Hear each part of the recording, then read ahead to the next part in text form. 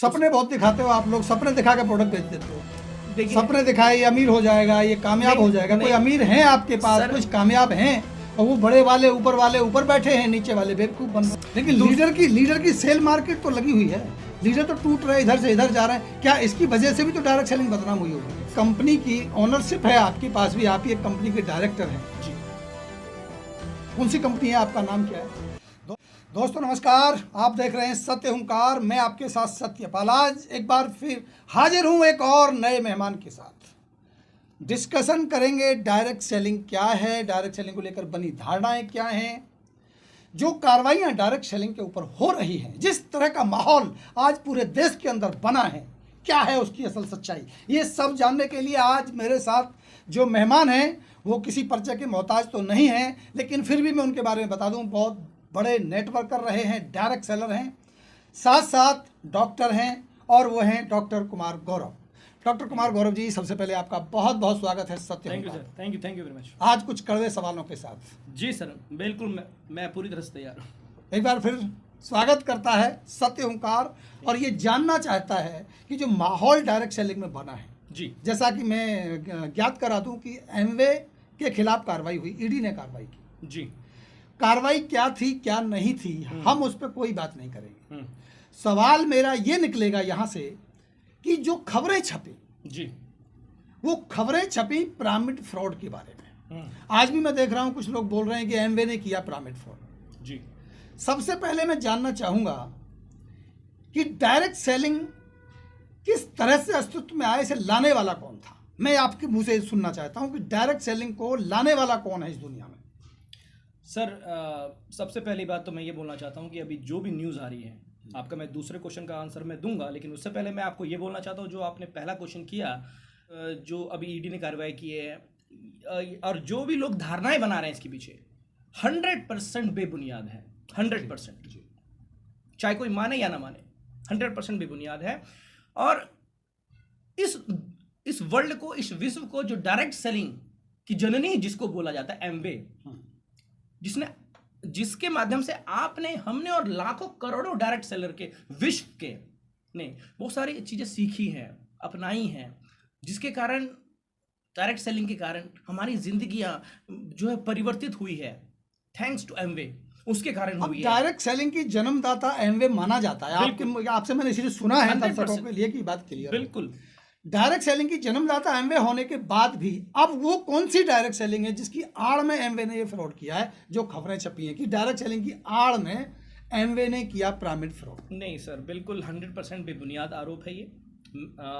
कोई भी नहीं मानेगा। जो भी डायरेक्ट सेलिंग की थोड़ी बहुत भी समझ रखेगा, वो इस न्यूज़ को सिरे से जो है खारिज कर देगा। अब देखिए, गवर्नमेंट ने अपना काम किया है, ईडी ने अपना काम किया है, कानून का प्रणाली अपनी जगह पे है, न्याय प्रणाली अपनी जगह पे है, लेकिन जो लोग धारणाएं बना रहे हैं एमवे के प्रति, जी बिल्कुल बेबुनियाद है। ऐसा क्योंकि देखिए, ऐसा मेरा मानना है, और आपका भी मानना होगा, और सबका भी यही होगा कि जानकारी का अभाव है। हम लोग लाखों सारी चीज़ों पे हम लोग जानकारी लेते हैं, लेकिन जो डायरेक्ट सेलिंग है, जिसके कारण एक आम इंसान एक खास बन जाता है, एक ऐसा जो प्लेटफॉर्म, उसके बारे में जानकारी का अभाव होना हास्यास्पद बात है। आप ये मानते हैं कि इंडस्ट्री खराब नहीं है, बिल्कुल परफेक्ट, जानकारी का अभाव है, जो भी जिस तरह से 100% सर। लेकिन डायरेक्ट सेलिंग इंडस्ट्री के ऊपर एक बड़ा आरोप लगता है सर जी। जानना चाहेंगे। प्रोडक्ट को लेकर के कहा जाता है कि डायरेक्ट सेलिंग में महंगे प्रोडक्ट बेचे जाते हैं। यहाँ तक कहा जाता है कि 10 रुपए के प्रोडक्ट की 200 रुपए की कीमत रख के लोगों को बेच रहे हैं, और उसी पैसे को निकाल के लोगों में बांटा जा रहा है। ये भी एक मनी सर्कुलेशन है। देखिए, दो चीज़ें मैं इसके ऊपर कहना चाहूँगा। सबसे पहली चीज़ तो ये है कि ये आरोप अगर डायरेक्ट सेलिंग पे लग रहा है, तो ये आरोप फिर ट्रेडिशनल मार्केट पे भी लगना चाहिए। सिंपल सी बात है। क्यों ट्रेडिशनल में क्यों लगे? ट्रेडिशनल में तो ठीक प्रोडक्ट बेच रहे हैं सर। ऐसे बहुत एग्जाम्पल है। एक छोटा सा एग्जाम्पल देना चाहूँगा। एक पेप्सी की बोतल, अगर मान लीजिए मार्केट में वो 20 रुपए की आ रही है, तो फैक्ट्री से वो मुश्किल से 1 या 1.5 रुपए की बन के चलती तो है। बहुत सारा पैसा वो ऐड करने वालों को दे रहे हैं ना। जी बिल्कुल। जिस तरह से वहाँ पे बीच में होल सेलर, वहाँ पे डिस्ट्रीब्यूटर, वहाँ पे कमर्शियल को बांटा जा रहा है, ठीक उसी तरह से डिस्ट्रीब्यूशन यहाँ पे डायरेक्ट सेलर को बांटा जा रहा है। सेम प्रणाली है। वहाँ पे होल सेलर डिस्ट्रीब्यूटर को बांटा जा रहा है, यहाँ पे जो है टोटल डायरेक्ट सेलर को बांटा जा रहा है। तो वही डिस्ट्रीब्यूशन है। लेकिन जो आरोप हम लोग डायरेक्ट सेलिंग पे लगाते हैं वही आरोप हम ट्रेडिशनल पे क्यों नहीं लगाते हैं?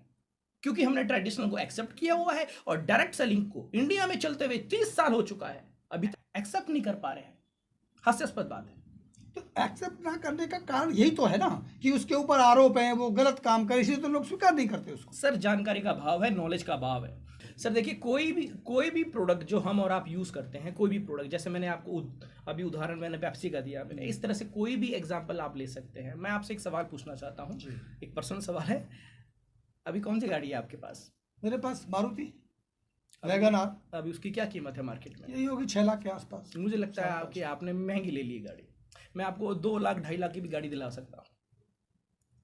अब आप कहेंगे कि आप 6 लाख की गाड़ी आप चला रहे हैं क्योंकि आप कंफर्टेबल फील कर रहे हैं, दैट्स ऑल। 2-2.5 लाख की भी आप गाड़ी ले सकते थे, वो आपके ऊपर डिपेंड करता है। कौन डिसाइड करता है ये प्रोडक्ट कॉस्टली है या महंगा है? मुझे लगता है कि एंड कस्टमर को डिसाइड करना चाहिए। अगर उसको वैल्यूएबल प्रोडक्ट मिल रहा है, क्वालिटी प्रोडक्ट मिल रहा है, उसको उसकी नीड सेटिस्फाई हो रही है, तो उसको नहीं लगना चाहिए कॉस्टली है। नहीं, कहा तो ये जाता है ना कि ये प्रोडक्ट के नाम पे खाली प्रोडक्ट देते हैं, प्रोडक्ट लेना नहीं चाहता कस्टमर, लेकिन प्रोडक्ट को थोपा जाता है उसके ऊपर, उसे दबाव देकर उसको दिलवाया जाता है, उससे पैसे निकलवाने के लिए। ये है आपकी डायरेक्ट सेलिंग के ऊपर आरोप। सब मिथ्या आरोप है, बिल्कुल मिथ्या आरोप है। मैं नहीं मानता इस चीज को। जब तक कस्टमर, क्योंकि आज के समय में सर 21वीं सदी में हम लोग जी रहे हैं जी। आजकल किसी भी सामान्य व्यक्ति को, सामान्य कस्टमर को आप जबरन किसी को प्रोडक्ट आप दे नहीं सकते हैं जब तक कि वो नहीं चाहे, राइट। तो जब तक किसी कस्टमर के नीड को सेटिस्फाई कोई प्रोडक्ट नहीं कर रहा होता है, वो कस्टमर लेगा ही नहीं प्रोडक्ट जी। अगर किसी कारण से एक बार आपने जबरदस्ती से प्रोडक्ट दे भी दिया, अगली बार बोलेगा नहीं आपका प्रोडक्ट, सिंपल सी बात है। तो कोई भी डायरेक्ट सेलिंग कंपनी हो या कोई भी इंडस्ट्री हो, चाहे वो ट्रेडिशनल हो, एंड कंज्यूमर का अगर वो ख्याल रख रही है क्वालिटी के नाम पे। सपने बहुत दिखाते हो आप लोग, सपने दिखा के प्रोडक्ट बेच देते हो। देखिए, सपने दिखाए ये अमीर हो जाएगा, ये कामयाब हो जाएगा। कोई अमीर हैं आपके पास, कुछ कामयाब हैं, और वो बड़े वाले ऊपर बैठे हैं, नीचे वाले बेवकूफ बन रहे हैं। सर सपने देखना और दिखाना क्या बुरी बात है? मैं आपसे पूछना चाहूंगा।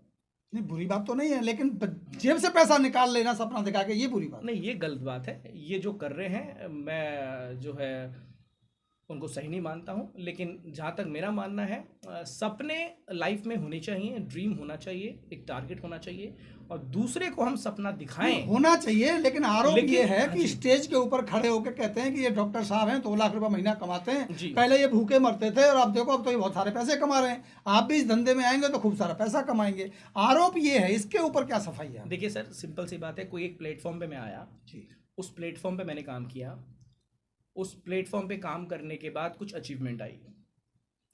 उस अचीवमेंट को लेने के बाद क्या मैं अपनी स्टोरी भी शेयर नहीं कर सकता हूं? क्या मुझे हक है कि नहीं है? लेकिन इसकी सच्चाई कितनी है कि वो पैसे आए भी या झूठा दिखाया? कितने लोग आपको लगता है कि भारत में सफल हुए होंगे? सर आज के समय में अगर मैं केवल भारत की बात बोलूं, तो इस 25 साल की जो इंडस्ट्री हमारे भारत में है, यहाँ पे 1 करोड़ रुपए कमाने वाले भी डिस्ट्रीब्यूटर हैं, यहाँ पे 80 लाख रुपए कमाने वाले भी हैं, 50 लाख रुपए कमाने वाले भी, हर महीने पर मंथ की बात कर रहा हूं। यही तो सबसे बड़ी शंका का कारण है कि इतना पैसा कैसे कमाया जा सकता है। सर देखिए, यहाँ पे पैसा डिपेंड करता है सेल पे, जिसकी जितनी ज्यादा सेल उसको उतना ज्यादा रेवेन्यू मिलता है, सिंपल सी बात है। और सर आज के समय में आप भी इस बात को एक्सेप्ट करेंगे कि आज के समय में सबसे डिमांडिंग प्रोफेशन जो है वो सेल से रिलेटेड है। इस दुनिया में जितने भी अमीर आदमी हुए हैं, 90% लोग वो सेल के फील्ड से हुए हैं। तो सेल से ही आएगा जी बिल्कुल। तो यहाँ पे जो आप पूछ रहे हैं कि पर मंथ ये कैसे आ सकता है, सेल से आता है सर। जिसकी टीम में जितने ज्यादा डिस्ट्रीब्यूटर और वो जितने ज्यादा सेल कर रहे होते हैं, तो वहां से रेवेन्यू आता है, सिंपल सी बात है जी। डायरेक्ट सेलिंग की भारत में 400 से ज्यादा कंपनियां हैं, 25 साल हो गए हैं। बिल्कुल। हर एक लीडर दूसरी कंपनी को चोर बताता है, हर एक कंपनी का मालिक दूसरी कंपनी को गलत कंपनी बताता है जी। क्या है असल सच्चाई? 400 कंपनियों का प्लान एक नहीं, 400 कंपनियों की यूनिटी विचारधारा एक नहीं। 400 कंपनियों की अगर हम बात करें तो उनके प्रोडक्ट पे अलग अलग डिस्कशन है, अलग अलग बहस है, अलग अलग प्लान है जी। अगर डायरेक्ट सेलिंग एक इंडस्ट्री है तो क्यों उसके ऊपर एक सहमति बन के एक रास्ते पे नहीं है? क्यों अलग अलग बातें कर रहे हैं? देखिए इसमें मैं यही बोलना चाहूँगा कि अभी फ़िलहाल डायरेक्ट सेलिंग में जैसे आपने बोला कि 400 कंपनियां हैं, वो 400 की 400 कंपनियां अपनी तरीके से काम कर रही हैं, सबका अपना अपना प्लान है। देखिए यहाँ पे जैसे आपने बोला कि सब कंपनियां अपने आप को अच्छा बोलती हैं, सब अपने प्रोडक्ट को अच्छा बोलती हैं, जाहिर सी बात है उनका हक है बोलने का, उनका हक है बोलने का। लेकिन अपने आप को अच्छा बोलते हुए दूसरे को नीचे दिखाना या दूसरे को गलत बोलना, ये मुझे नहीं लगता ये सही होना चाहिए। अच्छा निकाल लेंगे। डिस्ट्रीब्यूशन मेरा मानना है सबका सेम है, बस कंपनियों का पैसा देने का तरीका थोड़ा सा डिफरेंट हो सकता है। एक चीज़ और देखने को मिली है डॉक्टर साहब जी कि जब किसी कंपनी के खिलाफ कोई कार्रवाई होती है जी तो दूसरी कंपनी के जो लीडर हैं, डिस्ट्रीब्यूटर हैं, कंपनी के मालिक हैं, वो गिद्ध की नज़र लगाते हैं और बोलते हैं वो कंपनी तो गलत थी, हमने पहले भी कहा था, अब आप इधर आ जाओ। ये जो सिलसिला है इसे आप क्या मानते हैं, क्या ये सही है? या जब कंपनी के खिलाफ कोई कार्रवाई होती है तो सारी कंपनियों को एकजुट होकर उसका साथ देना चाहिए? क्योंकि आज आपके ऊपर हाथ लगा है, कल किसी और के ऊपर हाथ लगेगा, परसों किसी और के ऊपर लगेगा। देखिए पहले क्वेश्चन का आंसर तो ये है कि वही कंपनियां ज़्यादा तिलमिलाती हैं जिस कंपनी का अपना बिजनेस नहीं चल रहा होता है। अगर किसी कंपनी का अपना खुद का बिजनेस नहीं चल रहा होता है और कोई दूसरी कंपनियां को पे अगर कुछ जुल्म अगर हो रहा है तो उस पर उंगली उठा के वो ये साबित करने की कोशिश करती है कि हमारी कंपनी अच्छी है, आप उस कंपनी से हटके हमारी कंपनी में आ जाओ। और ये काम वही कंपनी करती हैं जिस कंपनी का बिजनेस चल नहीं रहा होता है, ऐसा मेरा मानना है। लेकिन लीडर की सेल मार्केट तो लगी हुई है, लीडर तो टूट रहे, इधर से इधर जा रहे हैं, क्या इसकी वजह से भी तो डायरेक्ट सेलिंग बदनाम हुई होगी? सर लीडर किस कंपनी में रहेगा, किस कंपनी में जाएगा, वो लीडर का अपना डिसीजन होता है, ये तो हमको उसके ऊपर छोड़ देना चाहिए। लेकिन कंपनी के ओनर, कंपनी के एमडी, कंपनी के डायरेक्टर या कंपनी के मैनेजमेंट में से अगर कोई ऐसा कुछ कर रहा है तो वो बर्दाश्त से बाहर है। फिर अंत में एक कंपनी की ओनरशिप है आपके पास भी, आप ही एक कंपनी के डायरेक्टर हैं जी। कौन सी कंपनी है, आपका नाम क्या है? जी हमारी बता दें दर्शकों को। जी बिल्कुल। जी हमारी कंपनी का नाम है रेहोप ग्लोबल मार्केटिंग प्राइवेट लिमिटेड। जी जी आप भी डायरेक्ट सेलिंग कंपनी चलाते हैं? बिल्कुल। एज ए डायरेक्टर होने के नाते ये जो कार्रवाई हुई है, एमवे के खिलाफ कार्रवाई हुई, जो माहौल अब बना हुआ है, जो एक नकारात्मकता का माहौल जन्म ले रहा है पूरे के पूरे देश के अंदर, इस पर आप क्या कहेंगे और क्या संदेश है आपको उन डिस्ट्रीब्यूटरों के लिए, विशेषकर एमवे वालों के लिए जिनके साथ ये कार्रवाई हुई है, तो क्या संदेश देना चाहिए? मैं ये बोलना चाहूँगा कि एमवे जो कि डायरेक्ट सेलिंग की जर्नी है, जिसके लिए हमारे मन में पूर्ण श्रद्धा है, उसका बहुत रेस्पेक्ट करते हैं, हर एक डिस्ट्रीब्यूटर वर्ल्ड का रेस्पेक्ट करता है। आज उनके साथ जो भी हो रहा है हम ये बिलीव करते हैं वो जल्दी से निजात पाएंगी और अपने आप को सच साबित करेंगी, जैसे पहले भी किया है उन्होंने, राइट? तो दूसरी कंपनियां और दूसरे लीडर इसका फायदा ना उठाएं, बस मैं यही बोलना चाहूंगा। अंत में डॉक्टर साहब जानना चाहेंगे कि डायरेक्ट सेलिंग दो पिलर पे टिकी है मुख्य रूप से, एक कस्टमर, एक डिस्ट्रीब्यूटर।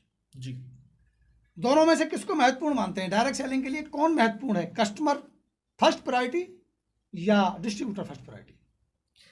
देखिए सर, डायरेक्ट सेलिंग आपका भी ये मानना होगा कि जब ये स्टार्ट हुई थी, जब ये प्लेटफॉर्म स्टार्ट हुआ था, तो वो एक आम कस्टमर को ध्यान में रख के स्टार्ट हुआ था। पहले एक आम कस्टमर ट्रेडिशनल मार्केट से सामान खरीदता था, उसको बोला जाता था यदि आप सीधे कंपनी से सामान लोगे क्वालिटी का सामान मिलेगा, और यदि आपको प्रोडक्ट पसंद आता है दूसरे को रेफर करते हो तो आपको कमीशन भी मिलेगा, दोनों फायदे बताए गए। तो कस्टमर प्रभावित हुआ, जो पहले ट्रेडिशनल मार्केट से सामान खरीदता था वो यहां पे ज्वाइन किया। ज्वाइन करने के बाद यहां पे प्रोडक्ट यूज किया अपने नीड के अकॉर्डिंग, जी, प्रोडक्ट अच्छा लगा उसको, फिर उसने दोबारा इस्तेमाल किया। प्रोडक्ट इस्तेमाल करने के बाद जब वो बार बार इस्तेमाल कर रहा है तो वो कस्टमर को प्रोडक्ट पे बिलीव हुआ, और जाहिर सी बात है जो प्रोडक्ट जिसके माध्यम से आ रहा है, कंपनी के माध्यम से, डायरेक्ट सेलिंग के माध्यम से, उस पर बिलीव हुआ। और जब किसी कंपनी पे बिलीव होता है तो कंपनी जो जो आपको अपॉर्चुनिटी दे रही होती है, प्रोडक्ट तो दे ही रही है, साथ में वो अपॉर्चुनिटी भी दे रही है, उस पर भी बिलीव होता है, वो काम करता है। फिर वो कस्टमर पार्ट टाइम में धीरे धीरे टीम बनाता है। टीम बनाने के बाद थोड़ी बहुत जब टीम डेवलप होती है, उसके अंदर फिर लीडरशिप का फूल खिलता है, तब वो लीडर बनता है एक आम कस्टमर। अगर ऐसे में डायरेक्ट सेलिंग में अगर वो उस कस्टमर को ध्यान नहीं रखा जाएगा तो ये जो ग्रेजुअली इवोल्यूशन हो रहा है कस्टमर का लीडर के तौर पे, वो रुक जाएगा। तो कोई भी कंपनी डायरेक्ट सेलिंग में अगर सिर्फ लीडर का ध्यान अगर रख रही है तो वो ये पुल को तोड़ रही है।